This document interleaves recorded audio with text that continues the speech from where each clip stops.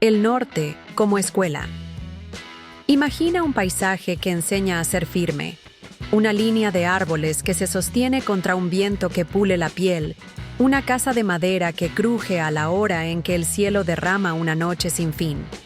Allí donde el invierno no es un evento sino un maestro, la resiliencia no es una palabra de moda, es un hábito instalado en la rutina, en la arquitectura, en la conversación.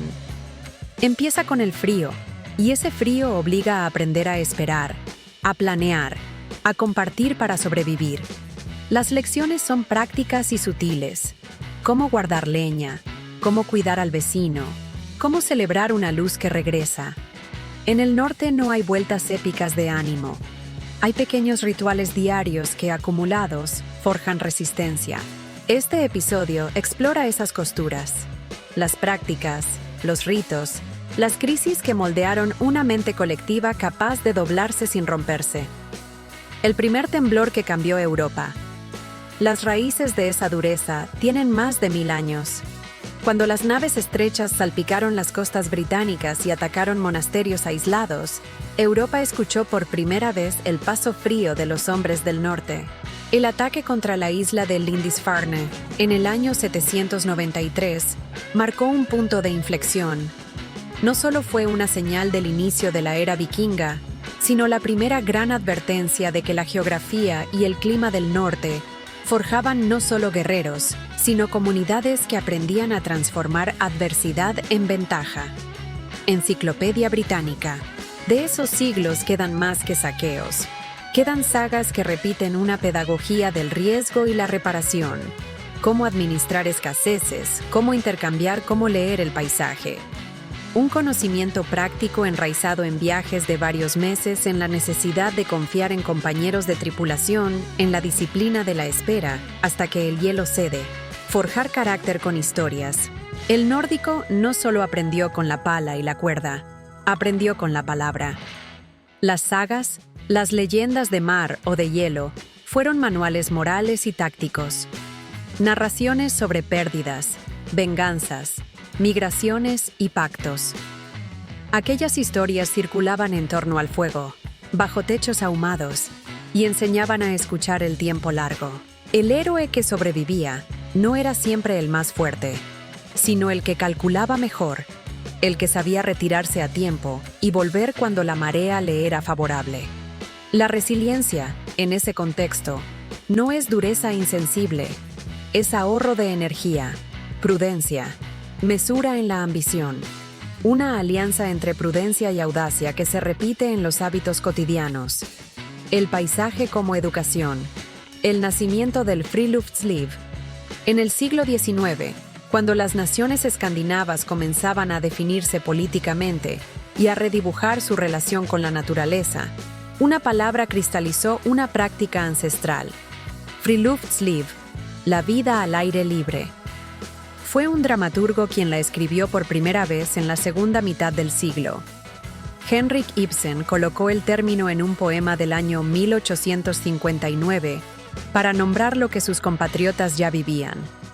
La idea de que el contacto constante con la naturaleza no era ocio sino alimento para el cuerpo y la mente. Esa idea no era nueva, pero Ibsen la popularizó como filosofía cotidiana. Salir al bosque, caminar 1 hora bajo la lluvia, pescar en un lago helado, convertir el aire y la inmensidad en un aula que templaba el ánimo.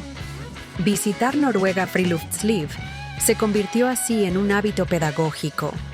Generar tolerancia al frío, capacidad de adaptación, paciencia. El gesto simple de respirar aire profundo en un claro helado es, en el fondo, entrenamiento mental. La moral del entre todos, igualdad y humildad como armadura. La resiliencia colectiva no puede entenderse sin normas sociales que la sostienen. En los pueblos del norte, la idea de medir el propio ego frente al grupo creó una cultura de contención. No es que no existiera ambición, sino que la ambición se moldeaba para no romper la red social. Esto se traduce en políticas pequeñas. Evitar exhibir ostentosamente la riqueza, calibrar el orgullo, que disminuyen la fricción social y aumentan la cooperación en crisis. Esa tensión entre individualidad y comunidad tiene nombre y rostro histórico, y en el siglo XX se cristalizó literariamente en una mirada crítica. La ley que no era ley, Jante y el espejo del pueblo. En 1933, el escritor Axel Sandemose publicó una novela que capturó la psique de los pueblos pequeños del norte. En sus páginas, formuló, en forma satírica, lo que hoy se conoce como la ley de Jante. Una serie de mandamientos que desaconsejan creer que uno es especial o mejor que los demás. No eran normas oficiales, pero la novela puso palabras a una actitud social antigua: la vigilancia mutua, la presión para encajar en una norma colectiva. Ese código, interpretado y reinterpretado desde entonces, explica parte de la forma en que las sociedades nórdicas canalizan la resiliencia. La fuerza se administra compartida. La humillación pública es un riesgo social tan potente que induce a la prudencia. Enciclopedia Británica. La ley de Jante no elimina la ambición, pero la encausa hacia proyectos compartidos. Enseñar, mejorar la escuela local, trabajar en la red de salud, construir un muelle para todos. El fuego que limpia, el ritual de la sauna. Si Ibsen nos entregó un término y Sandemose un espejo social, Finlandia ofreció un rincón donde la intimidad colectiva y la purga física se convierten en rito, la sauna. Allí, el calor y el vapor actúan como un templo práctico. Las conversaciones se vuelven planas de ego. Los cuerpos se limpian, las tensiones bajan. La sauna es una escuela de humildad. En la misma banca se saca la rabia y se devuelve la calma. En la era contemporánea, esa tradición obtuvo un reconocimiento simbólico. La cultura de la sauna finlandesa fue inscrita en la lista representativa del Patrimonio Cultural Inmaterial de la Humanidad el 17 de diciembre de 2020, un acto que reconoce su papel social y su importancia para la salud colectiva. UNESCO, Patrimonio Inmaterial. El contraste es útil. Mientras en otros lugares la limpieza era privatizada, en muchos pueblos finlandeses la sauna fue siempre una esfera comunitaria que consolidó vínculos y enseñó a preservar el equilibrio emocional.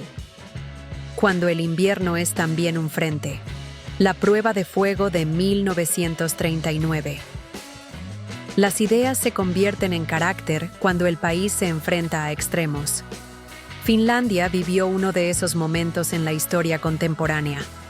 La Guerra de Invierno, cuando la Unión Soviética atacó en la última semana de noviembre del año 1939, y el conflicto se extendió hasta marzo del año 1940.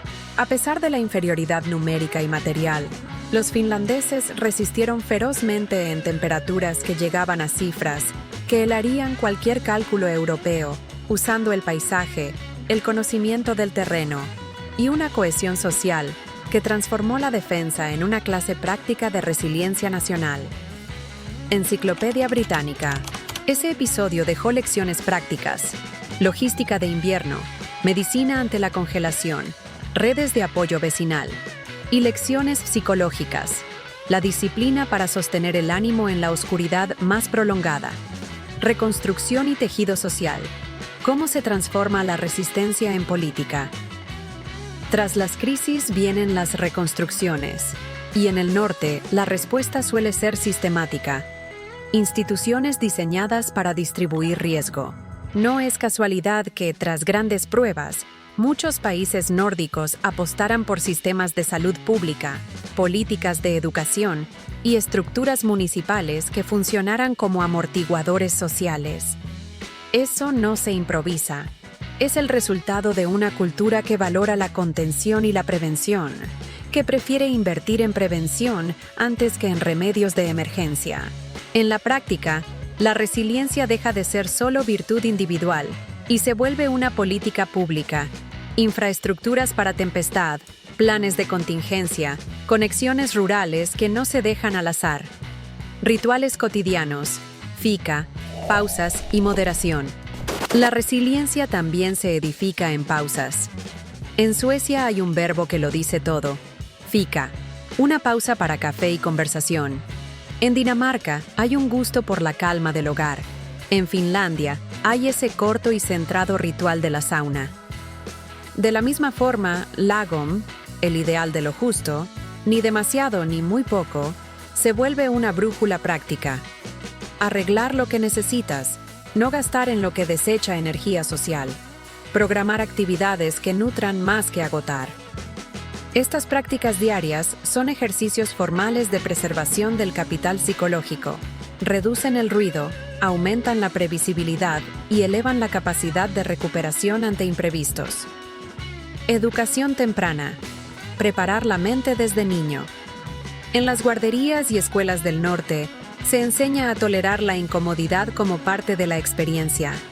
Jugar en la lluvia, no correr para escapar del viento, organizar pequeñas tareas de cuidado mutuo. No es una preparación bélica, es práctica de autonomía. Cuando un niño aprende a vestirse ante el frío y a revisar el equipo de esquí con sus pares, está aprendiendo, en la práctica, a asumir responsabilidad. Esas competencias mínimas crean adultos que no se paralizan ante el desafío, sino que lo descentralizan en pasos manejables. El cuerpo como instrumento. Frío, movimiento y recuperación. El binomio frío-calma no es un capricho. Los baños fríos, las inmersiones en lagos invernales y la alternancia con la sauna entrenan al cuerpo para aceptar la incomodidad sin caer en pánico. Esa disciplina fisiológica tiene un eco mental. Saber que el cuerpo puede pasar por un shock controlado y volver, que la respiración y la técnica tienen la última palabra. Hoy, esa práctica entra en protocolos de bienestar urbano, clubs de baño frío, caminatas invernales organizadas, redes de apoyo sanitario que enseñan a recuperar al que sufre hipotermia. Es un saber distribuido que evita la urgencia y construye experiencia. Economía y diseño. Cómo el entorno reduce la fragilidad. Una ciudad que integra la naturaleza, que planifica transporte y eficiencia energética, está diseñando resiliencia antes de que la crisis llegue. Los asentamientos nórdicos prueban que la austeridad estética, casas compactas, materiales locales, infraestructuras de transporte público robustas, no equivalen a pobreza de recursos, sino a una gestión inteligente del riesgo.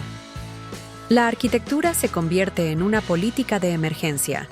Puede mantener temperatura, disminuir dependencia externa y sostener la vida comunitaria en momentos críticos.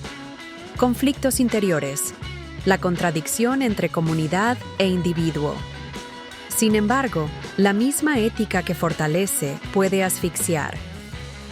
La ley de Hante o la presión por la modestia han sido también acusadas de limitar la iniciativa individual, de crear vergüenza sobre el éxito. Esa tensión es real. ¿Cómo fomentar liderazgo sin quebrar la cohesión? El equilibrio se produce cuando la comunidad aprende a valorar la contribución individual que beneficia al conjunto.